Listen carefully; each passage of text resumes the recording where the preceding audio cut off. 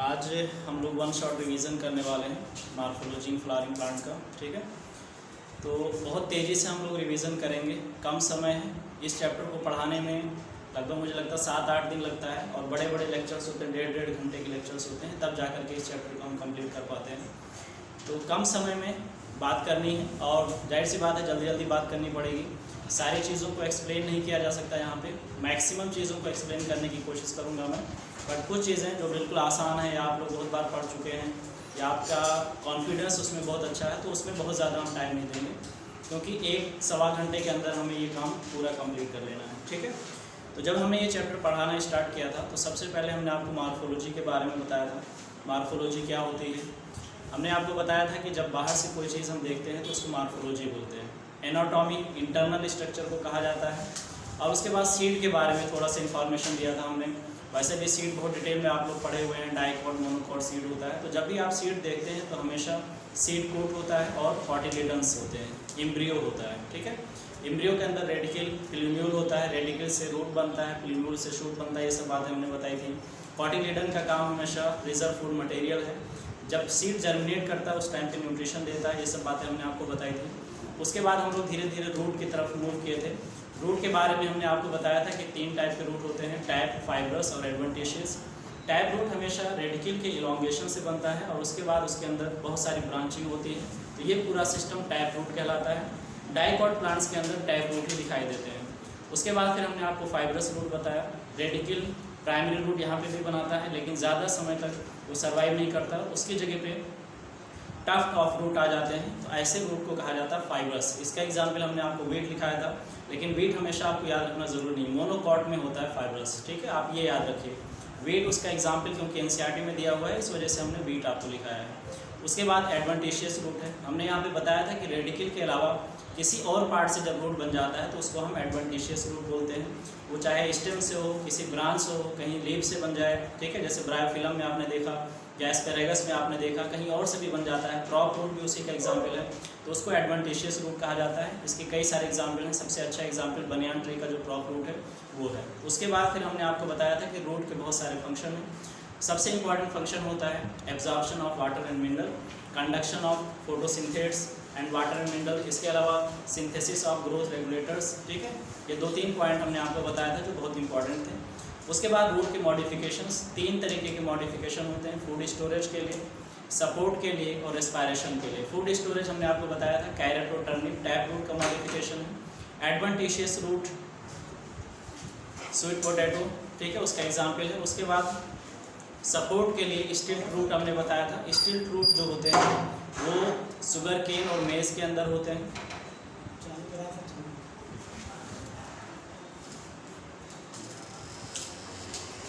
स्टिल्ट रूट के बारे में हम बात कर रहे थे, शुगर केन और मेज में होते हैं। यहाँ पे हमने डायग्राम से बहुत अच्छे से आपको समझाया हुआ है, क्योंकि कम समय है इसी वजह से हम सारे डायग्राम्स यहाँ पे नहीं बना सकते।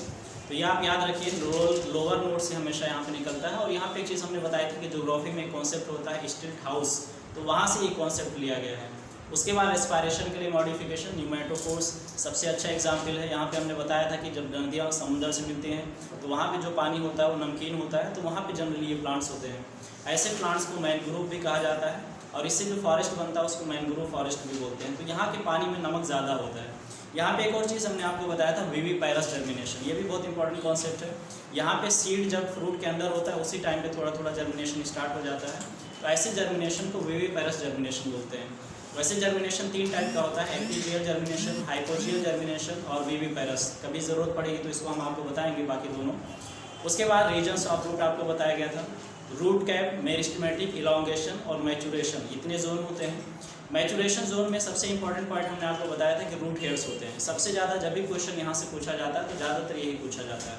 रूट कैप का कोई खास काम नहीं है, जब रूट पेनिट्रेट कर रहा होता है, सॉइल के अंदर जा रहा होता है, तो उस टाइम पे प्रोडक्शन देता है। हमने यहाँ पे बताया था थिम्बल शेप होता है, जो दर्जी लोग होते हैं उंगली में पहनते हैं, उस टाइप का होता है।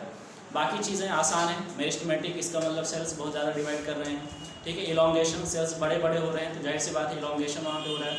और उसके बाद मैचुरेशन जोन में सेल्स प्रॉपरली डिफ्रेंशिएटेड हो चुके हैं, मैच्योर हो चुके हैं, तो वहाँ पे रूट हेयर्स होते हैं। ये सबसे ज़्यादा इंपॉर्टेंट पॉइंट है। रूट हेयर्स की जगह पे अगर हम स्टेम की बात करें तो वहाँ पे ट्राइकोम्स होते हैं, वो मल्टी सेलुलर होते हैं, और रूट हेयर्स यूनिसेलुलर होते हैं। ठीक है, तो ये थोड़ा सा डिफरेंस आपको याद रखना है।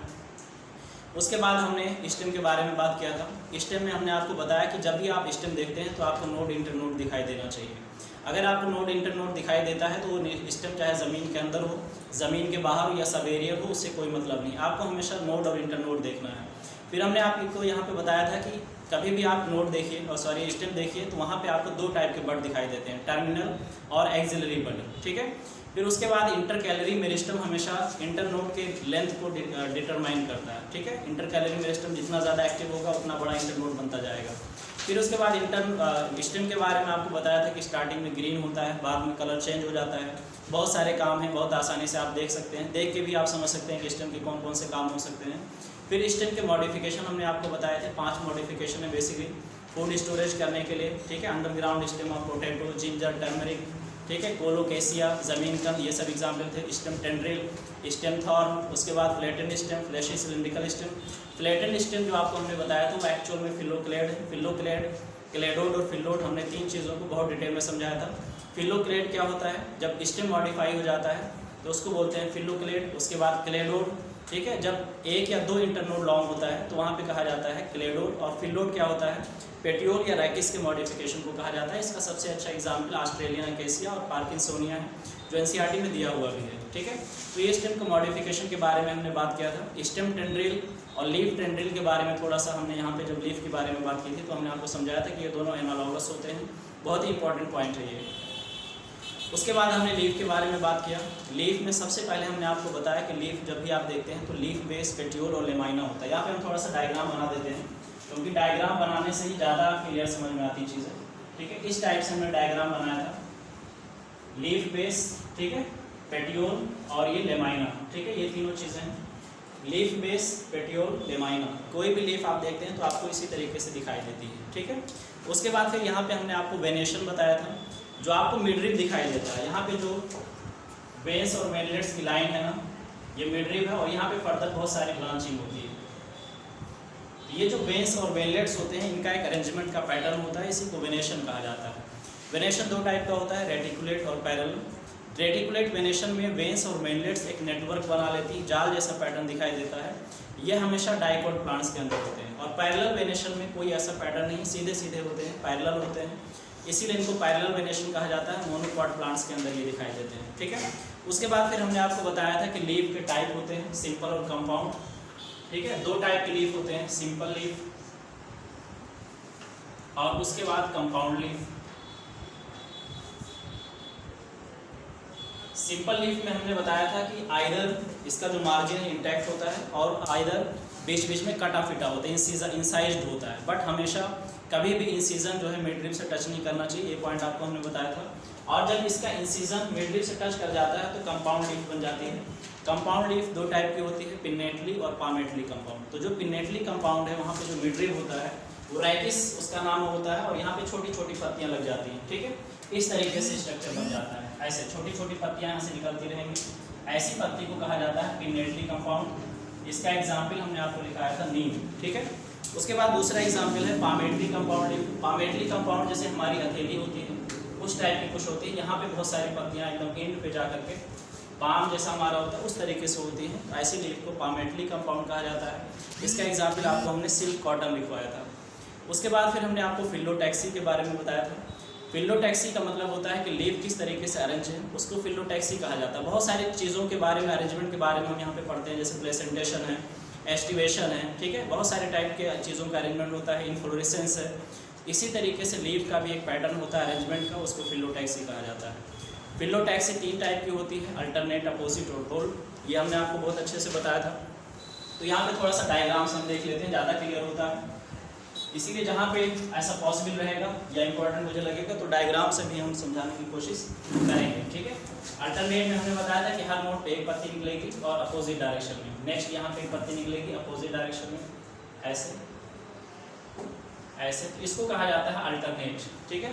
अपोजिट, एक नोड पे 2 पत्ती होती है और अपोजिट डायरेक्शन में होती है। हर नोड पे 2-2 पत्ती होगी और अपोजिट डायरेक्शन में होगी, इस तरीके से चलेगा, तो इसको अपोजिट कहा जाता है। और उसके बाद एक नोड पे बहुत सारी पत्तियां हो जाती हैं, इसको होल्ड कहा जाता है, alternate, opposite, whorled. China rose, mustard और सनफ्लावर अल्टरनेट के एग्जाम्पल है। अपोजिट का एग्जाम्पल है कैरोट्रॉपिस और गुआवा, और इसका एग्जाम्पल है एल्स्टोनिया। ठीक है, एल्स्टोनिया को कभी कभी एल्स्टोनिया स्कोलेरिस भी कहा जाता है। तो ये लीफ के कैसा अरेंजमेंट है इसके बारे में हमने बात किया, जिसको हम फिलोटैक्सी कहते हैं। उसके बाद लीफ के मॉडिफिकेशंस के बारे में हमने बात किया था। 4 टाइप की मॉडिफिकेशन है, लीफ टेंड्रिल, लीफ थॉर्न, ठीक है, flashy leaves of onion and garlic, और उसके बाद इंसेक्ट कैप्चरर। 4 मॉडिफिकेशंस हमने बताए थे। तो लीफ टेंड्रिल और स्टेम टेंड्रिल पहले भी, अभी कुछ देर पहले हमने बात किया, इन दोनों को एनालॉगस कहा जाता है। तो ये बहुत इंपॉर्टेंट कॉन्सेप्ट है, बहुत अच्छे से याद रखना है। लीफ टेंड्रिल हमेशा पी में पाई जाती है, ठीक है, लीफ थॉर्न कैक्टस में पाई जाती है। जो पत्ती होती है वो कांटों में बदल जाती है। जब हिंदी में हम लोग पढ़ते थे पहले तो ऐसा लिखा जाता था वहाँ पे, ठीक है, पत्तियाँ कांटों में रूपांतरित हो जाती हैं। तो ये बहुत इंपॉर्टेंट चीज़ है, इसको अच्छे से याद रखना है। इसका पर्पज़ होता है कि ताकि वाटर का लॉस कम से कम किया जा सके।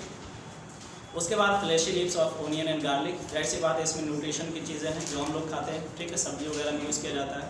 उसके बाद इंसेक्ट कैप्चरर, ऐसे प्लांट्स जिनके अंदर नाइट्रोजन की कमी होती है तो वो ऐसे जगह पे उगते हैं जहाँ पे वो इंसेक्ट को कैप्चर करते हैं, उनको, ठीक है, उसको डाइजेस्ट करने के बाद उनकी बॉडी से नाइट्रोजन को एब्जॉर्ब करते हैं, जिससे उनकी नाइट्रोजन की कमी पूरा हो जाती है। ठीक है, तो यहाँ तक हमने आपको लीफ के बारे में बात किया। उसके बाद इनफ्लोरेसेंस है शायद, हाँ, इनफ्लोरेसेंस के बारे में बात करेंगे। इनफ्लोरेसेंस हमने बताया कि फ्लावर का अरेंजमेंट है। हर चीज़ यहाँ पे बहुत सारी चीज़ों का अरेंजमेंट के बारे में हम बात करते हैं। अभी जस्ट हमने बात किया था फिलोटैक्सी के बारे में, लीफ कैसे अरेंज है, तो वहाँ पे हमने आपको बताया 3 तरीके, अल्टरनेट, अपोजिट, होल्ड। इसी तरीके से इनफ्लोरेसेंस एक पैटर्न होता है फ्लावर के अरेंजमेंट का, जिसको इनफ्लोरेसेंस कहा जाता है। इनफ्लोरेसेंस 2 टाइप का यहाँ पे दिया हुआ है, रेसिमोस, साइमोस। वैसे बहुत सारे टाइप के होते हैं, लेकिन एनसीईआरटी में सिर्फ 2 ही दिया हुआ है, इसीलिए उसी दोनों के बारे में हम यहाँ पे बात करेंगे। रेसिमोस में हमने बताया था कि मेन एक्सिस हमेशा ग्रो करती रहती है और फ्लावर्स यहाँ पे एक्रोपिटल सक्सेशन में लगते हैं। उसके बाद साइमोस हमने बताया था मेन एक्सिस टर्मिनेट कर जाती है। तो एक्रोपिटल सक्सेशन का कॉन्सेप्ट क्या होता है, इस तरीके से, ऐसे जो ओल्डर फ्लावर्स होते हैं वो नीचे की तरफ होते हैं और यंगर फ्लावर्स ऊपर की तरफ होते हैं, और मेन एक्सिस हमेशा ऐसे ग्रो करती रहती है। इसको रेसिमोस कहा जाता है और इसी को एक्रोपिटल सक्सेशन बोलते हैं, यानी कि बेस से लेकर के टॉप की तरफ फ्लावर जा रहे हैं। जबकि साइमोस में इसका जस्ट अपोजिट होता है, मेन एक्सिस पे फ्लावर लग जाते हैं और उसके बाद फिर यहाँ पे साइड बाय साइड फ्लावर लगते हैं, और ये फ्लावर्स कंपेरेटिवली छोटे होते हैं। तो यहाँ पे सबसे पहले फ्लावर लगता है, ओल्ड फ्लावर ऊपर रहता है और यंग यहाँ पे नीचे रहता है, ऐसे हमने आपको बताया था। इसको बोलते हैं बेसिपिटल सक्सेशन। ये बेसिपिटल सक्सेशन है और ये एक्रोपिटल सक्सेशन। काफ़ी इंपॉर्टेंट कॉन्सेप्ट है, ये बहुत अच्छे से याद रखना है।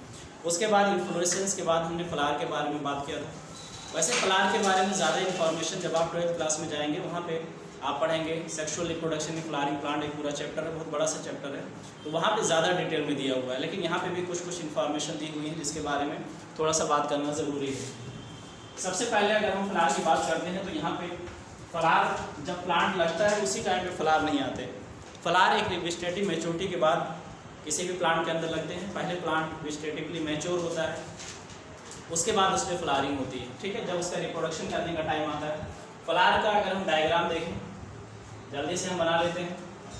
कैलिक्स, कोरोला, उसके बाद एंडोसियम और गाइनोसियम, ठीक है। कैलिक्स, कोरोला, एंडोसियम, गाइनोसियम, ये चारों होते हैं और चारों का एक पैटर्न होता है, सीक्वेंस होता है।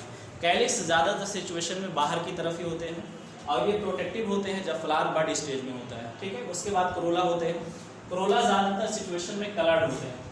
बहुत सारे डिफरेंट कलर के फ्लावर आपने देखे होंगे, इसी का कलर एक्चुअल में आपको दिखाई देता है। कभी आपको पिंक दिखाई देगा, कभी आपको रेड दिखाई देगा, कभी आपको येलो दिखाई देगा, अलग अलग कलर होते हैं और इसका मेन मकसद होता है पॉलिनेटर्स को अट्रैक्ट करना। यहाँ पे हमने आपको एक चीज़ और बताई थी कि रात में जो फ्लावर्स खिलते हैं उनका जो कलर होता है ज़्यादातर वाइट होता है, ताकि चाँद की रोशनी जब उस पर पड़े तो रिफ्लेक्ट हो और पॉलिनेटर्स उससे अट्रैक्ट हो, और ज़्यादातर खुशबू भी होती है रात के फ्लावर्स के अंदर, ठीक है। उसके बाद एंडोसियम है, मेल रिप्रोडक्टिव स्ट्रक्चर। इसके बारे में बहुत डिटेल में हमने ओपन करके आपको समझाया था, इस तरीके से आप देख सकते हैं। एंथर है, फिलामेंट है, ठीक है। फिर यहाँ पे और एक चीज़ बताया था हमने, इस इंड को प्रॉक्सिमल कहा जाता है, इस इंड को डिस्टल कहा जाता है। एंथर को और ज़्यादा डिटेल में फिर हमने देखा था, अगर आप लोगों को याद हो कुछ। एंथर को हमने एनाटॉमी करके आपको दिखाया था। 4 लेयर्स होती है, एपिडर्मिस, इंडोथीसियम, मिडिल लेयर, टाइपिटम। फिर हमने यहाँ पे बताया था कि 4 स्पोरेंजियम होते हैं, इसलिए इसको टेट्रास्पोरेंजिएट कहा जाता है। और ज़्यादातर 2 पाउचेज होते हैं यहाँ पे, इसलिए इसको डाइथिकस बोलते हैं। ये सब बातें हमने आपको बताई थी। उसके बाद माइक्रोस्पोरेंजियम के अंदर अगर हम देखते हैं तो वहाँ पे एक स्पेशल सेल है जिसका नाम माइक्रोस्पोर मदर सेल है। वहाँ पे मियोसिस होता है जिससे 4 माइक्रोस्पोर्स बनते हैं और वही माइक्रोस्पोर्स बाद में पॉलन ग्रेन बनाते हैं। पॉलन ग्रेन एक बहुत ही इंपॉर्टेंट चीज़ है, बहुत इंपॉर्टेंट है, और इसको दूसरे मतलब इसको जो है मेल गैमेटोफाइट भी बोलते हैं। फिर हमने आपको बताया था कि पॉलन ग्रेन के अंदर 2 सेल होते हैं, वेजिटेटिव और जनरेटिव, और यही जनरेटिव सेल बाद में, ठीक है, 2 मेल गैमेट बनाता है, जिसके बारे में हमने आपको डबल फर्टिलाइजेशन के अंदर समझाया था जब हम लोग पढ़ रहे थे प्लांट किंगडम। उस चैप्टर के अंदर हमने यहाँ पे बात किया था डबल फर्टिलाइजेशन। वैसे डबल फर्टिलाइजेशन के बारे में ज़्यादा डिटेल में 12th क्लास में आप पढ़ेंगे, ठीक है। Sexual reproduction in flowering plant chapter जब बात की जाएगी तो वहाँ पे आपको समझाया जाएगा, ठीक है। तो ये बेसिक इन्फॉर्मेशन हमने आपको दिया। इसको स्टामेन कहा जाता है। उसके बाद गाइनोसियम है। गाइनोसियम की यूनिट को पिस्टिल या कार्पेल बोलते हैं, जिसको भी हमने ओपन करके बहुत डिटेल में देखा था, ठीक है। तो यहाँ पे थोड़ा सा हम बना लेते हैं। इस टाइप से स्ट्रक्चर हमने बनाया था, स्टिग्मा, स्टाइल और ओवरी, ऐसे हमने बताया था। फिर इसके अंदर बहुत सारे कंपार्टमेंट होते हैं। इन कंपार्टमेंट्स का नाम होता है, इन कंपार्टमेंट्स को लॉक्यूल कहा जाता है। और इसी के अंदर प्लेसेंटा का बहुत सारा टाइप का अरेंजमेंट होता है, जिसके बारे में हम पढ़ चुके हैं। प्लेसेंटेशन बोलते हैं, और यहीं पे ओव्यूल्स लगे होते हैं, ठीक है। ओव्यूल्स जो आपको पढ़ना है वो हमने आपको बताया था एनाट्रोपस। सिर्फ एक ही ओव्यूल के बारे में हमें यहाँ पे याद रखना है, वो ओव्यूल है एनाट्रोपस। फिर इस ओव्यूल को और ज़्यादा डिटेल में हमने आपको समझाया था इस तरीके से। इसके अंदर बाहर के अंदर जो लेयर्स होती है उसको क्या बोलते हैं, इंटेगुमेंट, ठीक है। आउटर और इनर इंटेगुमेंट, और अंदर बहुत सारे सेल्स भरे हुए हैं। इन सारे सेल्स का नाम न्यूक्लियस है। और कभी कभी न्यूक्लियस कंज्यूम नहीं होता है, बचा रहता है सीड में। ऐसे सीड को क्या बोलते हैं, ऐसी चीज़ को क्या बोलते हैं, पेरिस्पर्म। हमने जब आपको क्वेश्चन डिस्कस कर रहे थे उस टाइम पे हमने बात किया था, पेरिस्पर्म कहा जाता है। बहुत ही इंपॉर्टेंट कॉन्सेप्ट है, ठीक है। तो यहाँ पे जो इंटेगुमेंट्स है बाद में यही सीड कोट में कन्वर्ट हो जाते हैं। आउटर टेस्टा और इनर टेगमेंट जब कहा जाता है, जब हमने सीड पढ़ा था तब हमने आपको समझाया था, ठीक है। तो ये ओव्यूल के बारे में कुछ इन्फॉर्मेशन आपको याद रखना है। ओव्यूल जो आपको पढ़ना है वो सिर्फ एनाट्रोपस ओव्यूल आपको याद रखना अच्छी तरीके से, वही आपके सिलेबस में है, ठीक है। फिर हमने बताया था कि न्यूक्लियस में से कुछ सेल्स डिफ्रेंशिएट हो जाते हैं जो मेगास्पोर मदर सेल बनाते हैं। मेगास्पोर मदर सेल के अंदर मियोसिस होता है जिससे मेगास्पोर्स बन जाते हैं। 4 मेगास्पोर बनते हैं जिसमें से 3 मर जाते हैं, सिर्फ एक सर्वाइव करता है, ठीक है। और जो सर्वाइव करता है वही बाद में क्या बनाता है, एम्ब्रियोसैक। एम्ब्रियोसैक को फीमेल गैमेटोफाइट भी कहते हैं। और इस तरीके से हमने इसके बारे में बहुत डिटेल में आपको समझाया था, पूरा डायग्राम एक प्रॉपर बना करके इस तरीके से।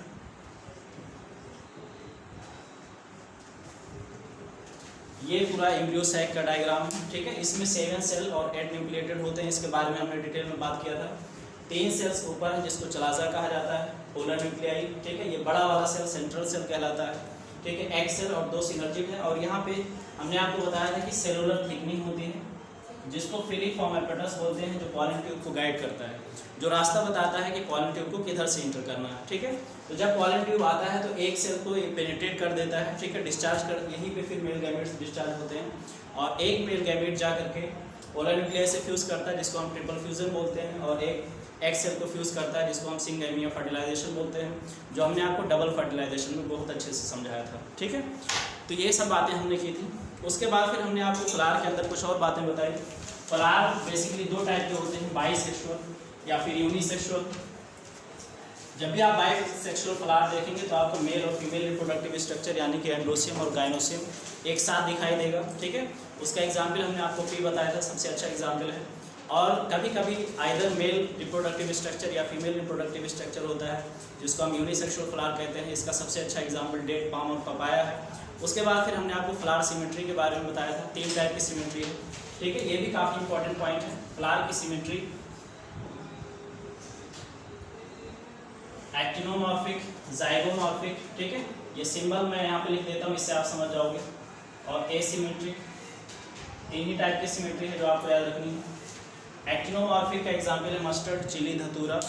इसका एग्जाम्पल है बेल, गुलमोहर और कैसिया। इसका एग्जाम्पल है कैना, कैनालिडी या कैना बोलते हैं, ठीक है। एसिमेट्रिक मतलब जिसके अंदर कोई सिमेट्री नहीं है। अगर आप उसको चाहें कि आप डिवाइड कर सकें तो आप नहीं कर सकते, ठीक है। यहाँ पे आप रेडियल प्लेन में करोगे तो आप इसको काट ले जाओगे, और ये आप जानते हो कि सिर्फ एक ही प्लेन में आप काट सकते हैं, जो आपने एनिमल किंगडम में भी पढ़ा होगा इसके बारे में, ठीक है। उसके बाद फिर हमने आपको बताया था कि अगर फ्लावर्स कई सारे नंबर में पाए जाते हैं तो उसको हम ट्राइमेरस, टेट्रामेरस या पेंटामेरस बोलते हैं। फिर हमने आपको एक और कॉन्सेप्ट बताया था ब्रैक्ट्स के बारे में। रिड्यूस्ड लीफ अगर फ्लावर के साथ अटैच होती है तो उसको ब्रैक्ट्स बोलते हैं, और ऐसे फ्लावर्स को ब्रैक्टिएट कहा जाता है। और जब ब्रैक्ट्स नहीं होते हैं तो ऐसे फ्लावर्स को ई ब्रैक्टिएट कहा जाता है। फिर हमने आपको बताया था कि अगर हम ओवरी की पोजीशन को देखें तो हमें 3 टाइप के फ्लावर दिखाई देते हैं, ठीक है। एक हाइपोगाइनस, एक पेरीगाइनस, और यहाँ पे जो डायग्राम आपने बनाया था वो बहुत ज़्यादा इंपॉर्टेंट है, और एक एपिगाइनस। ये तीनों बहुत ज़्यादा इंपॉर्टेंट है, नीट में इससे कई बार क्वेश्चन आ चुके हैं, तो ये बहुत अच्छे से आपको याद रखना है। हाइपोगाइनस, ये जो नाम दिए गए हैं हमेशा फ्लोरल अपेंडेजेस के रिस्पेक्ट में बात की जाती है। हाइपोगाइनस का मतलब है आप फ्लोरल अपेंडेजेस नीचे होते हैं और ओवरी ऊपर होती है, इसीलिए इसको सुपीरियर ओवरी कहा जाता है, ठीक है। तो यहाँ पे मस्टर्ड, चाइना रोज और ब्रिंजाल इसका एग्जाम्पल है, बहुत ही इंपॉर्टेंट कॉन्सेप्ट है। पेरीगाइनस में ओवरी और फ्लोरल अपेंडेजेस का जो पोजीशन होता है लगभग बराबर बराबर होता है, इसीलिए इसको पेरीगाइनस बोलते हैं। यहाँ पे 3 एग्जाम्पल आपको याद रखना है, फिलोम, रोज और पीच। उसके बाद फिर आपका एपिगाइनस, यहाँ पे फ्लोरल अपेंडेजेस ऊपर होते हैं और ओवरी नीचे होती है, इसीलिए इसको इन्फीरियर ओवरी बोलते हैं। इसमें 3 एग्जाम्पल इसमें भी हैं, ठीक है, गुआवा, कुकुम्बर और रे फ्लोरेट्स ऑफ सनफ्लावर। तो ये पॉइंट, ये जो अभी हमने आपको समझाया, ये बहुत ज़्यादा इंपॉर्टेंट है, तो बहुत अच्छे से इस चीज़ को आप हमेशा अपने दिमाग में रखेंगे। अगर आपको लगता है कि आप इसको भूल जाते हैं बार बार, तो इसको आप रिवाइज भी करते रहिए लगातार, ठीक है। उसके बाद फिर हमने बात किया था पार्ट्स ऑफ फ्लावर के बारे में, तो यहाँ पे थोड़ा बहुत कैलिक्स और कोरोला के बारे में हमने बात किया था।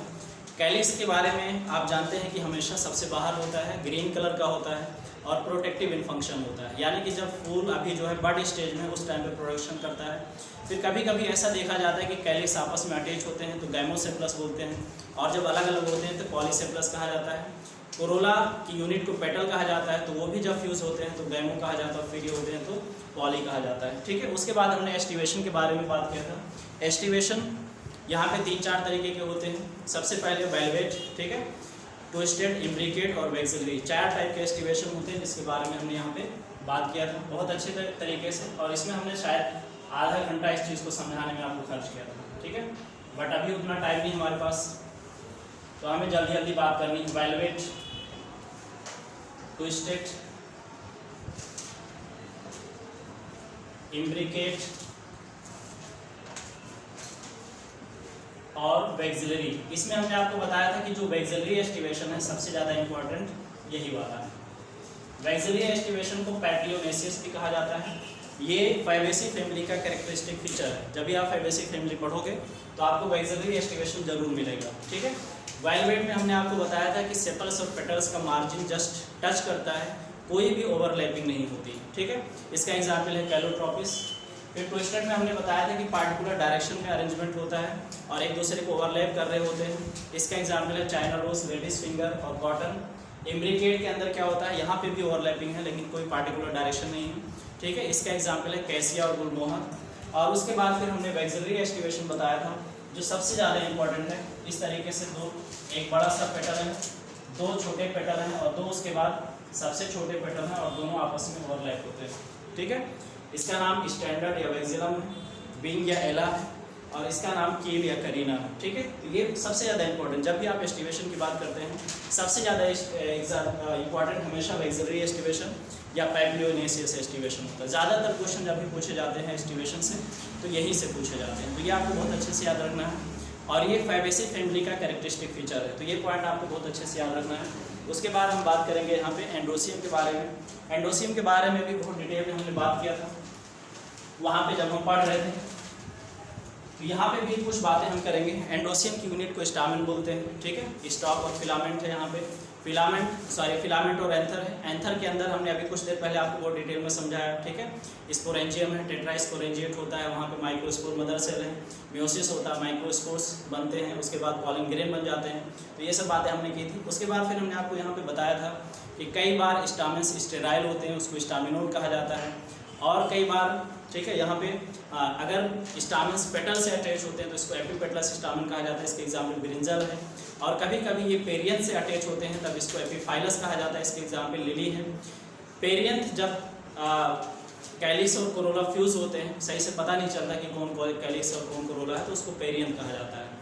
फिर हमने बताया था कि अगर स्टामेन्स फ्री होते हैं तो उसको पॉलीएंड्रस बोलते हैं, और अगर यूनाइटेड होते हैं तो उसके 3 सिचुएशन हैं, ठीक है। एक सिचुएशन का नाम है मोनोएडल्फस, दूसरा है डायडल्फस, और तीसरा है पॉलीडेल्फस। मोनोडेल्फस में हमने बताया था कि जितने भी स्टामेंस होते हैं एक ही बंच में होते हैं, ठीक है। इसका सबसे अच्छा एग्जाम्पल है चाइना रोज, ठीक है। उसके डायडेल्फस में हमने आपको बताया कि 2 बंच में आपको स्टामेंस दिखाई देंगे, इसका एग्जाम्पल है पी। और यहाँ पे बहुत सारे बंच में आपको स्टामेंस दिखाई देते हैं, जिसका एग्जाम्पल है सिट्रस। ये भी काफ़ी इंपॉर्टेंट पॉइंट है, तो ये बहुत अच्छे से आपको याद रखना है। उसके बाद हमने गाइनोसियम के बारे में बात किया था। गाइनोसियम की यूनिट को पिस्टिल या कार्पेल कहा जाता है। गाइनोसियम कभी कभी फ्यूज़ होती है और कभी कभी फ्यूज़ नहीं होती। तो जब गाइनोसियम फ्यूज़ होती है तो उसको सिंकार्पस गाइनोसियम या सिंकार्पस ओवरी बोलते हैं, और जब फ्यूज़ नहीं होती है तो उसको एपोकार्पस कहा जाता है। सिंकार्पस का सबसे अच्छा एग्जाम्पल हमने आपको बताया था पाइपेवर, बहुत अच्छे से आपको याद रखना है। और एपोकार्पस का सबसे अच्छा एग्जाम्पल है माइचेलिया, लोटस और रोज, ठीक है। उसमें सबसे ज़्यादा माइचेलिया इंपॉर्टेंट है, जो 12th क्लास की एनसीईआरटी में सेक्सुअल रिप्रोडक्शन फ्लावरिंग प्लांट में दिया हुआ है। उसके बाद फिर हमने बात किया था प्लेसेंटेशन के बारे में। प्लेसेंटेशन क्या होता है कि ओयूल्स किस तरीके से अरेंज होते हैं ओवरी के अंदर, उसको प्लेसेंटेशन कहा जाता है। तो अभी तक हमने 2-3 टाइप के अरेंजमेंट देख लिए। फिलोटैक्सी सबसे पहले हमने आपको बताया, लीफ का अरेंजमेंट कैसा है। फिर हमने आपको इन्फ्लोरेसेंस के बारे में बताया, यानी कि फ्लावर का अरेंजमेंट कैसा है। उसके बाद फिर हम अभी देख रहे हैं कि ओयूल्स का अरेंजमेंट कैसा है, जिसको हम क्या बोलते हैं, प्लेसेंटेशन। तो प्लेसेंटेशन जो है 5 तरीके का होता है, इसके बारे में भी हम थोड़ा थोड़ा बात करेंगे यहाँ पे। सबसे पहले आपको बताया गया था मार्जिनल प्लेसेंटेशन, एक्साइल, उसके बाद पैराइटल, उसके बाद फ्री सेंट्रल, और सबसे लास्ट में बेसल। ये 5 टाइप के प्रेजेंटेशन है। मार्जिनल का सबसे अच्छा एग्जाम्पल पी है, जिसका डायग्राम हमने आपको बना करके समझाया था। इस तरीके से होता है, ऐसे कुछ ऐसे यहाँ पे ओयूल्स लगे होते हैं, और ओयूल्स ही बाद में मैच्योर होकर के सीड बनाते हैं। तो इस तरीके से अरेंजमेंट होता है, इसको मार्जिनल प्रेजेंटेशन कहा जाता है। इसमें हमने आपको बताया था कि एक वेंट्रल स्यूचर होता है और रिज बन जाता है। रिज पे 2 रो के अंदर ओयूल्स लगे होते हैं, ठीक है। तो इसका एग्जाम्पल आपको पी याद रखना हमेशा, मार्जिनल प्रेजेंटेशन। पी के बारे में आपको ये भी याद रखना है कि पी फाइवेसी फैमिली में आती है। हो सकता है कि आपको पी की जगह पे कोई और एग्जाम्पल दे दिया जाए, ठीक है। तो हमेशा पी हो, ये आपको याद रखना कंपलसरी नहीं है, पी एक अच्छा एग्जाम्पल है, ठीक है। उसके बाद एक्साइल में आपको हमने ऐसे बताया था, यहाँ पे मल्टीलॉकुलर सिचुएशन बन जाता है, ऐसे बहुत सारे लॉकुल्स बन जाते हैं, और यहाँ पे फिर ओयूल्स इसके एक्साइल पे लगे होते हैं इस तरीके से, इसीलिए इसका नाम एक्साइल प्लेसेंटेशन है।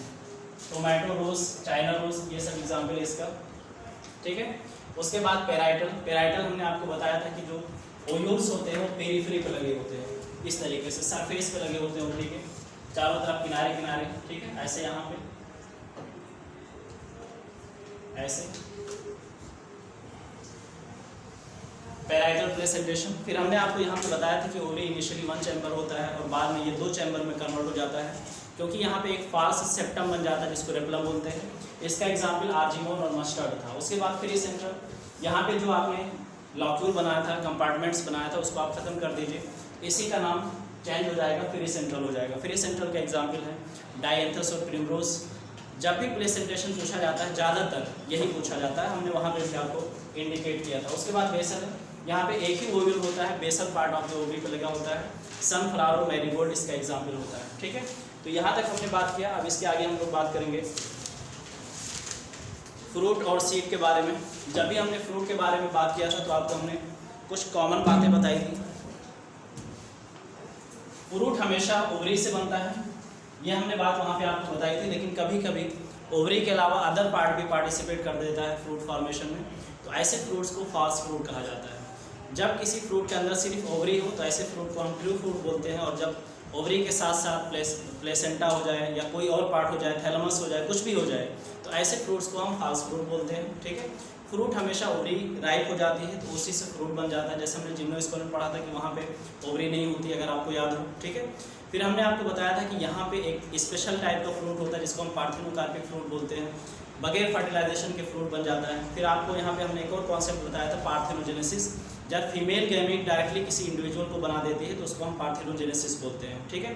फिर हमने आपको एपोमिक्सिस भी थोड़ा सा हिंट दिया था, सीड फॉर्मेशन विदाउट फर्टिलाइजेशन, ठीक है। ये सब 12th क्लास में आप बहुत डिटेल में पढ़ोगे। एपोमिक्सिस क्या है, पॉलीएम्ब्रियोनी क्या है, पार्थिनोजेनेसिस क्या है, ठीक है, पार्थिनोकॉर्पी क्या है, ये सब चीज़ें कुछ मिलती जुलती हैं, जिसके बारे में बहुत डिटेल में 12th क्लास में दिया हुआ है, तो वहाँ पे आप लोग पढ़ोगे, ठीक है। उसके बाद फिर हमने आपको बताया था कि फ्रूट को अगर हम डिवाइड करें तो 3 टाइप के होते हैं, सिंपल, एग्रीगेट और कंपोजिट, ठीक है। सिंपल फ्रूट मोनोकार्पेलियोरी, या मल्टी कार्पेलरी सिंक कार्पस ओवरी से बनता है। Aggregate fruit multi carpellary apocarpous ovary से बनता है। और उसके बाद कंपोजिट फ्रूट हमेशा इन्फ्लोरेसेंस से बनता है, जिसके एग्जाम्पल्स भी 1 बाय 1 हमने आपको समझाए थे। यहाँ पे जो एग्जाम्पल आपको पढ़ना है वो सिर्फ है ड्रू फ्रूट के बारे में। ड्रू फ्रूट एक फ्लैशी फ्रूट होता है जिसका पेरिकार्प 3 पार्ट में डिवाइडेड होता है, एपिकार्प, मेसोकार्प, एंडोकार्प। तो यहाँ पे आपको हमने डायग्राम से भी समझाया था, ठीक है, ड्रू फ्रूट के बारे में। मैंगो और कोकोनट इसका सबसे अच्छा एग्जाम्पल है। मैंगो का जो एपिकार्प होता है, जिसको हम छिलका भी बोलते हैं हिंदी में, ठीक है, जनरली ग्रीन कलर का होता है। जब ये पक जाता है तो कलर भी चेंज हो जाता है, जाहिर सी बात है।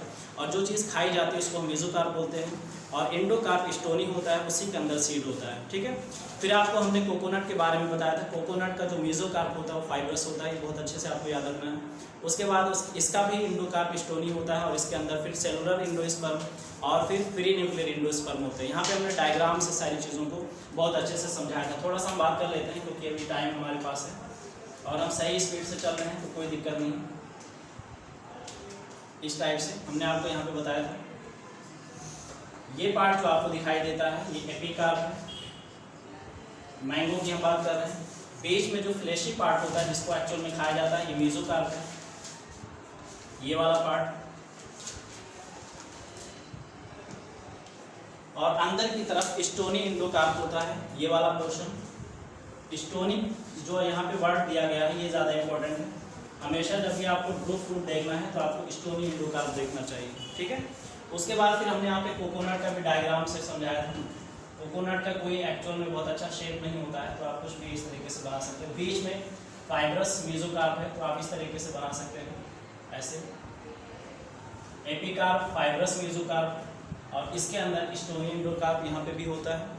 सबसे अच्छा जो टर्म आपको सबसे ज़्यादा अच्छे से याद रखना है वो स्टोनी एंडोकार्प ही है, इसीलिए बार बार मैं इस चीज़ को रिवाइज कर रहा हूँ। और यहाँ पे फिर सेलुलर एंडोस्पर्म होता है। यहाँ पे जो आप एक्चुअल में खाते हो वाइट कलर का वो सेलुलर एंडोस्पर्म है, और इसके अंदर जो पानी भरा होता है इसका नाम फ्री न्यूक्लियर एंडोस्पर्म होता है। एंडोस्पर्म फॉर्मेशन डिटेल में 12th क्लास में जब आप जाओगे वहाँ पे पढ़ोगे। एंडोस्पर्म का काम हमेशा न्यूट्रिशन देना होता है एम्ब्रियो को। जब एम्ब्रियो डेवलप हो रहा होता है एंडोस्पर्म उसको न्यूट्रिशन देता है, ठीक है। इसके बाद फिर हमने आपको सीड के बारे में बताया था। सीड में जब भी हम बात करते हैं तो हमेशा ओयूल ही सीड में कन्वर्ट होता है, ये चीज़ को बहुत अच्छे से आपको याद रखना है। और जब हम सीड को फर्दर डिवाइड करके देखते हैं तो इसमें कुछ चीज़ें होती हैं जो बहुत कॉमन है, ठीक है। सीड कभी भी आप देखोगे तो आपको सीड कोट दिखेगा, उसके बाद एम्ब्रियो दिखेगा। दो चीज़ें बेसिकली आपको दिखती हैं, seed coat, outer टेस्टा, inner tegmen, ये हमने आपको बताया था। आउटर टेस्टा है, इनर टेगमेन है। और टेस्टा कभी कभी एडिबल होता है, पोमग्रेनेट अगर आपको याद हो, जब हमने क्वेश्चंस आपको करवाए थे तब बताए थे। एम्ब्रियो में एम्ब्रियोनल एक्सिस, एम्ब्रियोनल एक्सिस है, और कॉटिलिडन। एम्ब्रियोनल एक्सिस में प्लूम्यूल और रेडिकल होता है, जो हमने आपको बताया था। प्लूम्यूल से शूट बनता है और रेडिकल से रूट बनता है,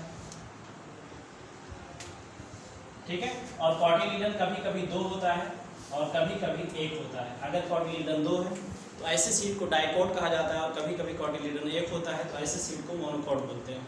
हमने यहाँ पे बताया था कि अगर कॉटिलिडन 2 है तो एंडोस्पर्म नहीं बचता है। एंडोस्पर्म का काम है एम्ब्रियो को न्यूट्रिशन देना। तो जब एम्ब्रियो डेवलप हो रहा होता है तो उसको खाना चाहिए होता है, न्यूट्रिशन चाहिए होता है, तो वो एंडोस्पर्म से न्यूट्रिशन लेता है। उस सिचुएशन में कॉटिलिडन नहीं होता है, ठीक है। उसके बाद दूसरा सिचुएशन है, अगर एंडोस्पर्म यहाँ पे कंज्यूम हो चुका है तो यहाँ पे सिर्फ कॉटिलिडन बचता है, ठीक है। ऐसे सीड डाइकोट कहलाते हैं। और जब एंडोस्पर्म भी बचा रहता है तो ऐसे सीड को मोनोकोट बोलते हैं जनरली, ठीक है। ये हमेशा हो ऐसा जरूरी नहीं, बट ज़्यादातर सिचुएशन में ऐसा ही होता है।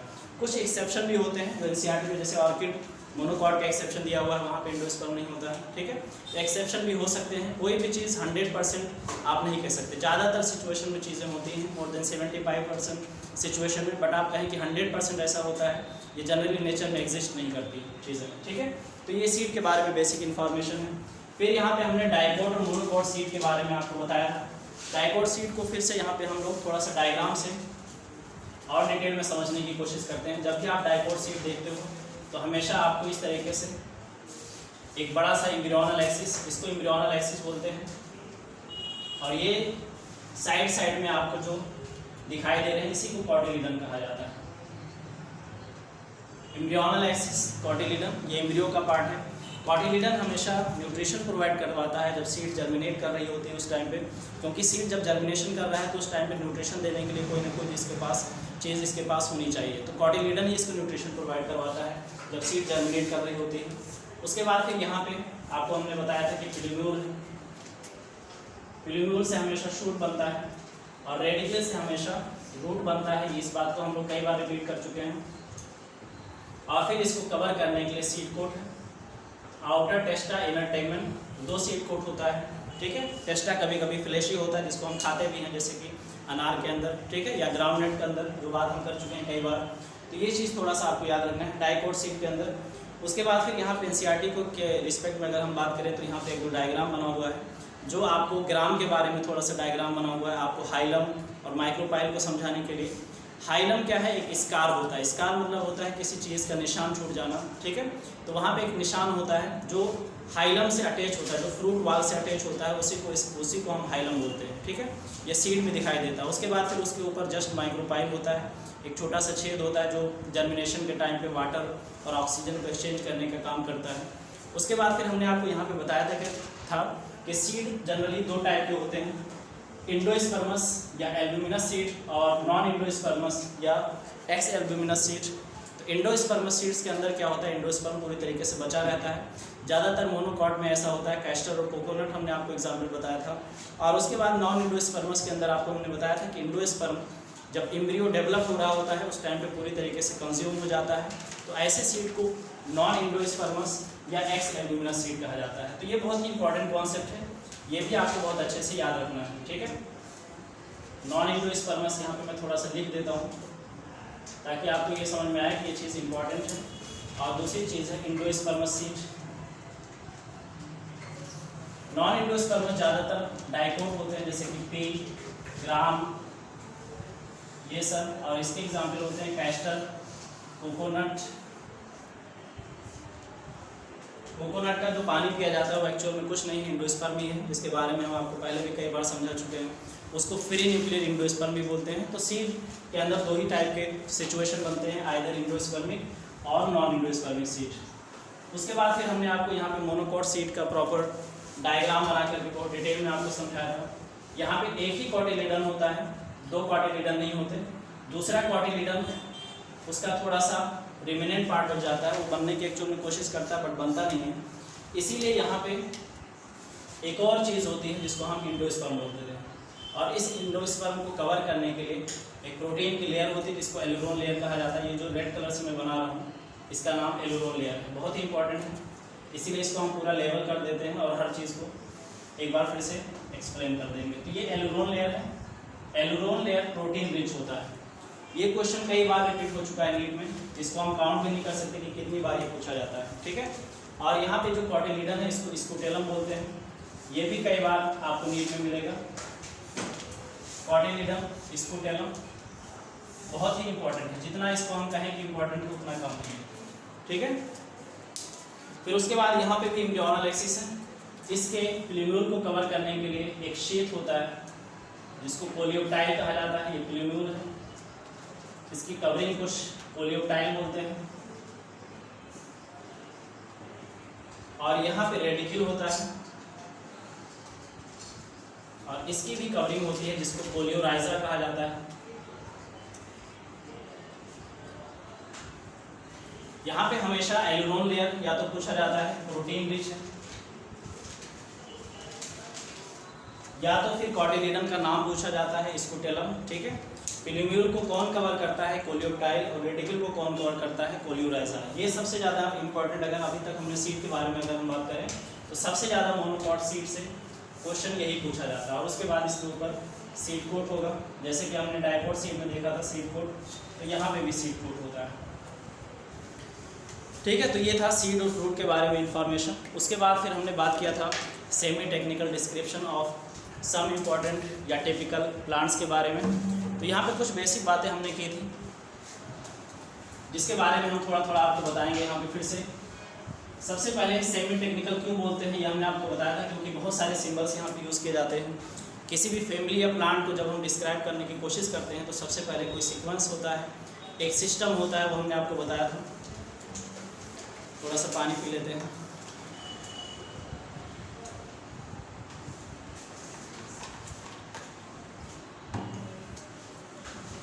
तो यहाँ पे हमने बताया था कि जब भी हम किसी फैमिली के बारे में या किसी प्लांट के बारे में पढ़ते हैं तो यहाँ पे एक सीक्वेंस होता है, एक पैटर्न होता है, साइंटिफिक सीक्वेंस में चीज़ों को लिखी जाती हैं। ऐसा नहीं कि अनसिस्टमेटिक आप लिख सकते हैं। सबसे पहले हैबिट या हैबिटेट के बारे में बात करते हैं, उसके बाद वेजिटेटिव कैरेक्टर्स के बारे में बात करते हैं, यानी कि रूट कैसा है, लीफ कैसा है, स्टेम कैसा है, इन्फ्लोरेसेंस और फ्लावर के बारे में बात करते हैं, ठीक है। और उसके बाद सबसे एंड में फ्लोरल फार्मूला और फ्लोरल डायग्राम लिखा जाता है। फ्लोरल डायग्राम के ऊपर एक डॉट बनाया जाता है जिसको हम मदर एक्सिस बोलते हैं, उसको रिप्रेजेंट किया जाता है।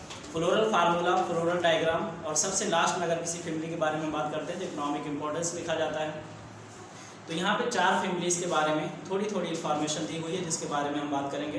वैसे फैमिलीज़ बहुत सारी होती हैं। जब भी हम फैमिली के बारे में बात करते हैं तो आपने द लिविंग वर्ड एक चैप्टर पढ़ा हुआ है, वहाँ पे आपने पढ़ा होगा कि फैमिली एक कैटेगरी के अंदर आती है, ठीक है। Kingdom, phylum, class, order, family, genus, species. तो आप वहाँ से कोरिलेट कर सकते हैं थोड़ा सा। फैमिली यहाँ पे 4 टाइप की दी हुई है, ब्रेसिकेसी, फैबेसी, सोलेनेसी और लिलिएसी। ये चारों फैमिली के बारे में कुछ बात करेंगे। ब्रेसिकेसी में ज़्यादा नहीं दिया है, सिर्फ फ्लोरल फार्मूला और फ्लोरल डायग्राम दिया हुआ है, तो उसको हम थोड़ा सा आपको यहाँ पे बताएंगे। ब्रेसिकेसी फैमिली का अगर फ्लोरल फार्मूला हम यहाँ पे बात करें, एक्टिनोमॉर्फिक होता है, बाइसेक्सुअल होता है, ये सब आप लोगों को याद होगा। कैलिक्स 2+2 है, कोरोला 4 होता है, एंडोसियम 2+4 है और गाइनोसियम बाइकार्पेलिस, सिंकार्पस और सुपीरियर होती है, ठीक है। इसी को देख करके डायग्राम भी बनाया जा सकता है। अगर हम यहाँ पर डायग्राम बनाने की कोशिश करें तो ये कोई मुश्किल नहीं है, ठीक है। कैलिक्स इस तरीके से, उसके बाद कोरोला 1, 2, 3, 4 कोरोला होते हैं। उसके बाद यहाँ पे जो आपकी ओवरी होती है बाइकार्पेलिस, सिंकार्पस इस तरीके से जुड़ी होती है, ठीक है। फिर यहाँ पे ऐसे बनाया जाता है, ऐसे कुछ, और यहाँ पे फिर उसके बाद एंडोसियम को शो करते हैं, 1, 2, 3, 4 और फिर यहाँ पे 2 बाहर होते हैं इस तरीके से, ठीक है। 2+4 इसीलिए लिखा जाता है क्योंकि 2 अलग अलग आपको दिख रहे हैं और 4 अंदर की तरफ दिख रहे हैं। ओवरी अंदर है, बाइकार्पेलिस, सिंकार्पस है और सुपीरियर है। इस तरीके से डायग्राम बनाया जाता है। इसको अगर हम थोड़ा सा, क्योंकि टाइम कम है इसलिए हम ज़्यादा इसका सुंदरीकरण नहीं कर सकते हैं, अदरवाइज इसको और अच्छा बनाया जा सकता है इस तरीके से, ठीक है। ये चारों जो आपको बाहर दिख रहे हैं ये कैलिक्स है, ठीक है। और यहाँ पे 4 कोरोला भी 4 ही होते हैं। ऐसे कोरोला को क्रूसीफॉर्म कोरोला भी कहा जाता है, ठीक है। ये क्रूसी फैमिली का कैरेक्टरिस्टिक फीचर है, क्रूसीफेरी फैमिली का कैरेक्टरिस्टिक फीचर होता है, क्रूसीफॉर्म कोरोला इसको बोलते हैं, ठीक है। सिर्फ 4 होते हैं और एक सीक्वेंस मैरिज होते हैं, एक पैटर्न मैरिज होते हैं। तो ये फ्लोरल फार्मूला और फ्लोरल डायग्राम ब्रेसिकेसी फैमिली का है। इसका सबसे अच्छा एग्जाम्पल है ब्रेसिका, ठीक है। साइंटिफिक